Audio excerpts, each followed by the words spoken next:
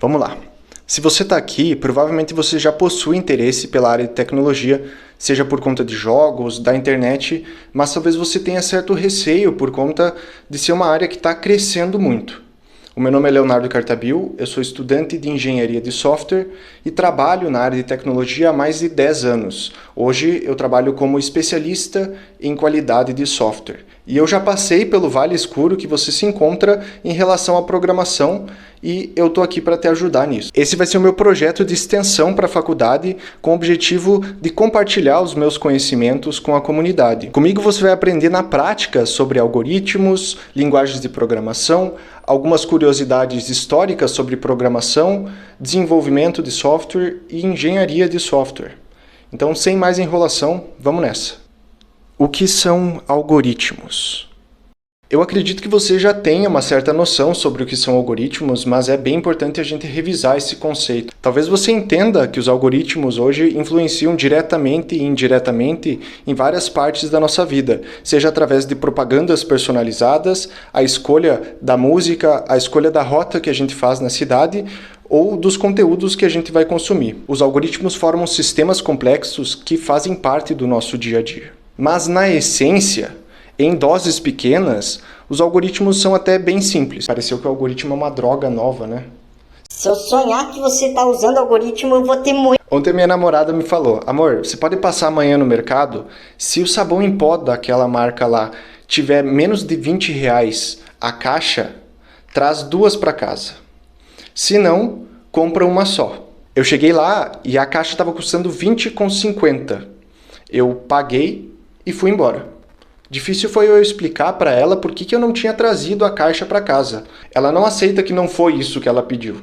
Algoritmos são assim, literais. Por isso exigem clareza em suas definições. Por isso é necessário entender exatamente o que significam as palavras que indicamos para os nossos códigos, para que a gente saiba exatamente como o algoritmo vai interpretar. Inclusive, deixar brecha nas interpretações dos algoritmos podem causar problemas sérios, inclusive judicialmente. A Lei Geral de Proteção de Dados está aí para isso. A forma como os algoritmos funcionam de modo geral é bem parecida. Tem até um nome para isso: lógica de programação.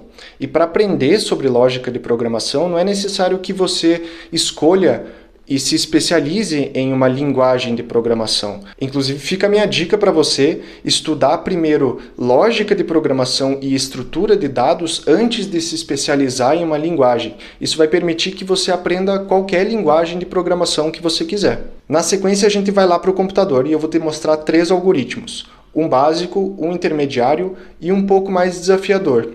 A gente vai escrever eles juntos e eu vou te explicar linha por linha. Vamos lá? Então, pessoal, como eu disse para vocês, não é necessário uma linguagem de programação para que a gente aprenda a lógica de programação. Por isso eu estou trazendo aqui para vocês uma ferramenta bem interessante que permite que a gente desenvolva os nossos primeiros algoritmos em português, para que a gente entenda a estrutura desse nosso código e também os comandos principais envolvidos nesse nosso algoritmo. Ele se chama Portugal Web Studio. E é aqui dentro onde a gente vai codificar o nosso primeiro algoritmo. Então essa aqui é a tela, vocês conseguem acessar através dessa URL. Eu vou deixar a URL aqui na descrição do vídeo também. E aqui dentro a gente vai criar o nosso primeiro arquivo para a gente construir o nosso código. Então eu vou vir aqui em Novo Arquivo. Vocês podem ver que ele já jogou para mim aqui a tela onde a gente constrói o nosso algoritmo, nosso programa. Vocês começam a perceber como as informações são construídas em blocos. Eu tenho aqui primeiro esse bloco, deixa eu tirar aqui. Eu tenho primeiro esse bloco aqui, que é o bloco programa, e ele inicia nessa chave e termina nessa aqui. E dentro dele eu preciso ter pelo menos uma função chamada início, que ela também inicia nessa chave e termina nessa aqui. Então é dentro desse bloco de código início aqui, dessa função início, que a gente vai construir o nosso primeiro algoritmo. Eu posso utilizar aqui 2 barras para escrever alguns comentários. Esses comentários são como documentações e informações que eu quero que façam parte ali da leitura do meu código, mas não da execução dele. Então eu vou colocar a primeira descrição aqui do nosso primeiro algoritmo. Faça um programa que lê dois valores e retorna a soma destes valores. Então é bem simples, né? A gente quer receber dois valores. Quando eu falo aqui ler, eu estou recebendo essas informações do meu teclado, tá? Ou do teclado de quem estiver executando esse programa. Vamos lá. Aqui, nessa linguagem Portugal, eu consigo utilizar o português para descrever o que eu quero que o meu algoritmo faça. Então eu posso utilizar o comando leia. E o leia recebe aqui dois parênteses. Vocês vão perceber que esse é um padrão. A gente já vê aqui na primeira função também, que sempre depois de um método, de uma função, a gente precisa utilizar o abre e fecha parênteses para indicar o que eu espero que ele leia. Então, ele está pedindo para que eu leia dois valores e retorna a soma desses valores. Vamos supor que eu queira ler o valor da variável A e o valor da variável B. O meu programa vai dizer variável não declarada. Isso acontece porque a gente precisa indicar para o nosso programa que a gente vai utilizar essas variáveis a partir do início dele. Então eu preciso definir qual é o tipo dessa minha variável. Essa minha variável ela pode ter diversos tipos. Ela pode ser do tipo inteiro. Então a minha variável A pode ser do tipo inteiro. Isso indica que essa minha variável, essa caixinha A, que deve receber um valor ainda, ele vai receber esse valor no momento que a gente lê essa informação, ela só pode receber um valor agora que seja um valor inteiro, um número inteiro, sem uma casa decimal. Eu posso, por exemplo, receber essa variável A como um tipo real. Real A, posso colocar uma vírgula B. Isso eu estou indicando que A e B são números reais. Então esses dois valores agora eles podem ter casas decimais. Se eu não quero, eu mantenho como inteiro. Ou então, se eu quero receber A e B como valores de palavras ou frases, eu posso utilizar o tipo cadeia. Esse tipo cadeia é uma tradução do que a gente tem nas linguagens de programação como string. Um valor de string são valores de caracteres, palavras ou frases. Nesse nosso caso, a gente quer utilizar aqui o tipo real ou inteiro. Vou manter o real para que a gente possa ter valores decimais também. Eu estou pedindo para o meu programa ler o A, então ele vai aguardar que eu coloque o valor de A no teclado, depois ele vai aguardar que eu coloque o valor de B, e aqui embaixo eu começo a utilizar algumas operações matemáticas, assim como a gente faz lá no papel, tá? Então eu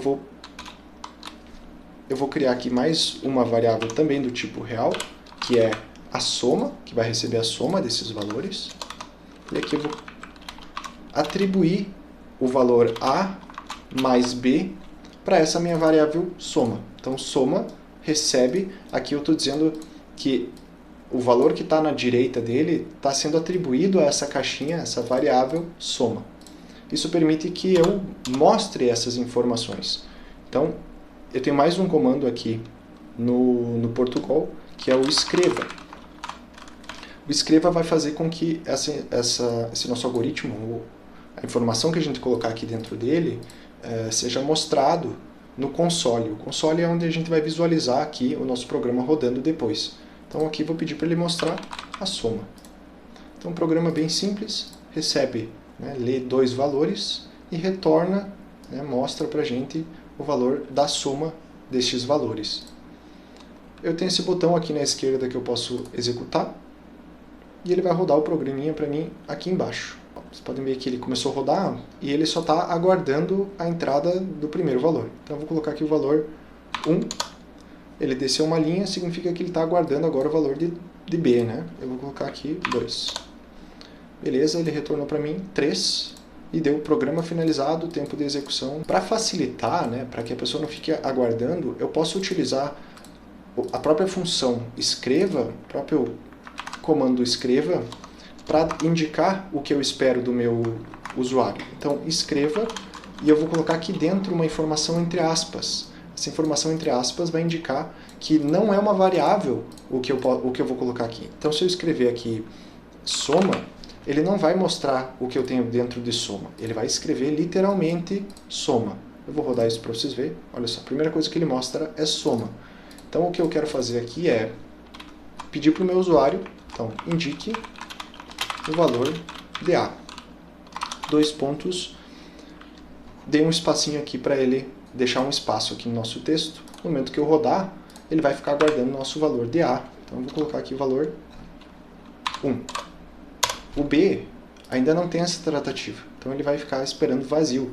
Eu vou simplesmente copiar essa informação aqui, escreva, e vou colocar logo abaixo. Então, ele vai ler, né, todos os nossos algoritmos em fases iniciais, vamos dizer assim, eles se comportam dessa forma. Ele faz a leitura linearmente, linha por linha, ele vai lendo. Então, ele primeiro declara, depois ele vai escrever isso aqui, depois ele vai ficar esperando por A. E agora eu vou dizer para ele escrever e indico o valor de B. E ele vai ficar esperando. E aqui eu ainda posso atribuir mais um texto além do resultado, né, da nossa soma. Então, antes de colocar o valor de soma, eu vou colocar 2 aspas e vou escrever aqui dentro. A soma é igual a 2 pontos, espaço. Ó, aqui ele está dizendo que tem uma expressão inválida, porque eu não posso colocar uma variável diretamente junto com um texto. Para isso eu preciso concatenar. A gente tem essa nomenclatura de concatenação para quando a gente está unindo duas strings, né? Eu poderia dividir aqui a soma e é igual a como 2 textos. Se eu unisse esses dois em um texto único, eu estaria concatenando. Nesse nosso caso, eu estou concatenando uma informação em texto, uma string, a soma é igual a, com o valor de uma variável, que é a nossa soma. Então, esse valor de soma depende do que eu insiro aqui no meu console para que seja mostrado, né? Uma variável. Então, essas são algumas tratativas que a gente faz para deixar os nossos programas mais amigáveis ao usuário que vai utilizá-lo. Eu vou rodar novamente, indico o valor de A, eu vou dizer agora 10, e o valor de B, 54. A soma é igual a 64. Então, esse foi o nosso primeiro algoritmo. Bem simples, só para a gente conhecer aqui a declaração de variáveis e os comandos leia, escreva e como a gente faz a nossa operação básica aqui de soma e atribuição a uma variável. Vamos para o nosso segundo algoritmo. Aqui em cima eu vou clicar nesse mais, na verdade eu posso renomear, eu vou renomear isso aqui para soma, só para que a gente mantenha organizado. Eu vou clicar aqui nesse maisinho e ele vai abrir um outro título para mim. Esse vai ser um programa um pouquinho mais complexo, mas vai ser bem interessante. Então eu vou novamente adicionar um comentário para a gente entender o que a gente vai programar aqui primeiramente. Faça um programa que recebe 2 valores e calcula a média destes valores. A gente sabe que a média ela é determinada pela soma do primeiro valor, mais o segundo valor, dividido, vou colocar aqui o símbolo padrão de divisão, que é o barra, pela quantidade de itens. Então, se eu tivesse aqui o primeiro, o segundo, o terceiro, o quarto, eu dividiria por 4. Se fossem 3, eu dividiria por 3. Nesse caso, são 2 itens que estão sendo somados, então eu divido por 2. Então, essa vai ser a lógica que a gente vai implementar no nosso algoritmo. Mas a gente vai criar uma tratativa para isso também. Se a média for maior que 8, mostre aprovado. Se a média for menor que 8, mostre reprovado. Então esse é o nosso algoritmo completo. Um cálculo de média e o nosso programa deve discernir se a média é maior que 8 ou menor que 8 e mostrar aprovado ou reprovado. Para isso, então, a gente primeiro deve fazer a nossa declaração das nossas variáveis, assim como a gente fez ali com A, B e soma. E aqui eu vou estar utilizando também um valor real. A gente pode ter uma nota, por exemplo, 8,5, 9 e 2. Então eu vou ter a nota 1, eu vou deixar bem descrito, né? Eu recomendo que vocês sempre, desde o começo, já utilizem variáveis com nomes que realmente façam sentido para aquilo que vocês estão implementando, porque senão fica muito difícil depois da gente dar uma manutenção, da gente entender novamente até mesmo o algoritmo de outra pessoa. Nota 1, nota 2 e a média. Então são essas 3 variáveis que a gente vai precisar utilizar. Primeira coisa que a gente vai fazer, o nosso programa está pedindo, é recebe 2 valores. Então é a mesma coisa que o outro aqui estava pedindo, né? Lê 2 valores, para a gente significa a mesma coisa. Leia nota 1, leia nota 2. Beleza. Com essas 2 informações agora a gente pode já atribuir nosso valor da média. Média é igual...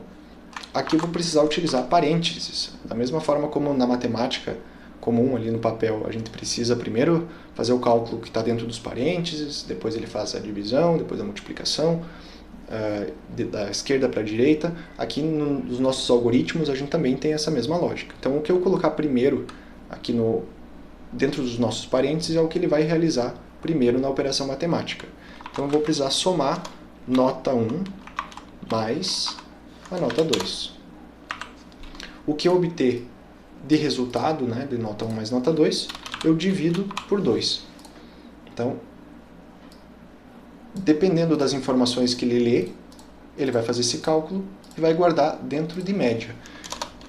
Antes de fazer essa tratativa de aprovado ou reprovado, eu vou mostrar a média, para a gente validar se o código que a gente está construindo ele está funcionando da forma como a gente espera.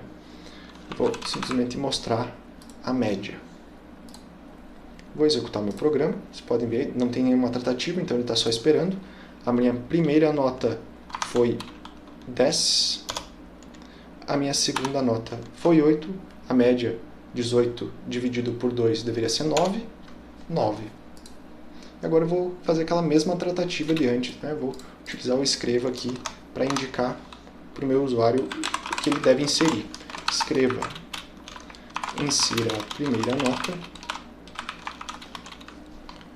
Vou copiar, colar aqui embaixo. Insira a segunda nota. Vocês podem ver que no código anterior eu deixei um espaço aqui. Esse espaço é realmente para organização, tá? Ele não vai interferir na nossa lógica de programação. E aqui eu vou escrever. Na verdade eu não preciso escrever nada, né? Essa média aqui eu estava só para primeiramente testar o nosso algoritmo. O que eu preciso é construir a lógica que faz essa validação aqui. Se a média for maior que 8, mostre aprovado. Para isso a gente tem os ifs, a gente tem as nossas condições, os validadores de condição, que são os cs. Nas linguagens de programação a gente vai conhecer como if, mas aqui a gente utiliza em português mesmo C.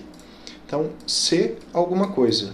No caso, C a média. Podem perceber que aqui novamente eu estou utilizando da mesma forma como que eu faço com escreva ou leia, eu estou colocando os parênteses para que meu algoritmo saiba que as informações que eu colocar aqui dentro, elas estão conectadas com esse C.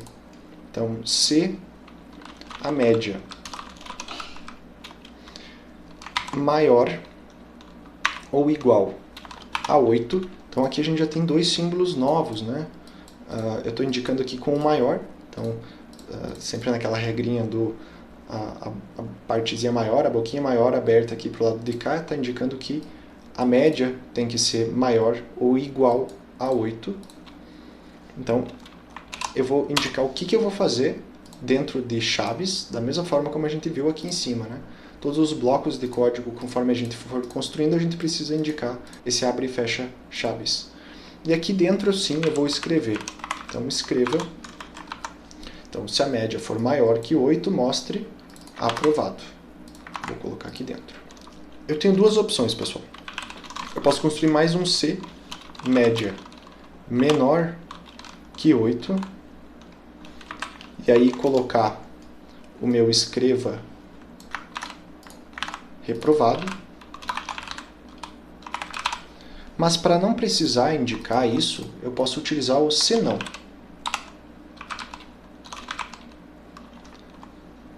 O senão ele está fazendo esse mesmo trabalho. Então, se o meu código que vai estar sendo executado linha por linha, ele vai chegar aqui, vai validar se a média é maior ou igual a 8. Se a média for maior ou igual a 8, ele vai entrar no código que está dentro do bloco aqui de chaves, que no caso é só o escreva aprovado. Se não, se ele não entrar nessa linha do escreva, ele vai cair na linha do senão, no bloco de código do senão. Então eu posso pegar esse escreva reprovado e trazer aqui para dentro do meu senão. Dessa forma eu tenho uma tratativa agora em cima dessa variável de média, de acordo com as informações que a gente recebeu aqui do nosso teclado. Eu vou executar, ele pediu insira a primeira nota, vou colocar a nota 8, e a minha segunda nota foi 6,5. Olha só, ele trouxe aqui para mim que eu não posso utilizar uma vírgula para isso. Dica, utilize ponto ao invés de vírgula. Então, para números reais, aqui em Portugal, a gente utiliza um ponto. Eu vou executar de novo, insira a primeira nota, eu já vou colocar 8.2. E a segunda nota, 6.5. Reprovado. Então ele deu uma média menor do que 8. Eu vou rodar de novo esse programa. Média 10. A segunda, 7. Aprovado. Então a gente finaliza agora o nosso segundo algoritmo aqui, conhecendo as nossas condições, o se, o senão, e a ideia de validações aqui com maior, igual, menor. Se eu quisesse validar o menor, eu poderia apontar ele para o outro lado aqui. E os blocos de código que são executados a partir dessas condições. Vamos para o nosso terceiro algoritmo, pessoal. Esse é um pouco mais desafiador de ser desenvolvido, mas é bem legal. Para esse algoritmo, pessoal, os nossos requisitos são: faça um programa que recebe duas variáveis, A e B. A seguir, troca os valores entre as duas variáveis. Então, o que eu estou dizendo é, se eu receber se eu recebo que A é igual a 1 e B é igual a 2, eu quero que no final desse meu programa A seja igual a 2 e B seja igual a 1.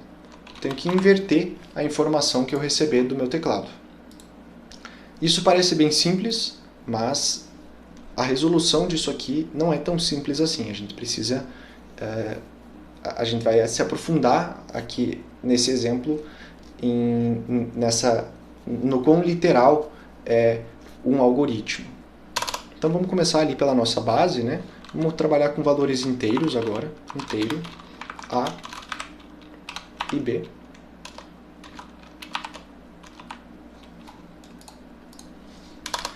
E eu vou tentar fazer do jeito mais óbvio possível, tá? Eu vou primeiro ler o valor de A. Já vou adicionar aqui o escreva insira A. Vou copiar esse bloco de código todo aqui e vou criar uma cópia dele embaixo, porque é exatamente isso que eu preciso, só mudando o B e o valor da variável B. Então estou recebendo esses dois valores. Normalmente quando a gente está começando a gente pensa, beleza, eu tenho o valor de A, quero substituir agora pelo valor de B. Eu vou simplesmente dizer que A é igual a B e B é igual a A. E vou pedir para ele mostrar. Escreva o valor de A é igual. Vou concatenar a informação aqui dentro do meu escreva agora com a variável A. Então, o valor de A é A.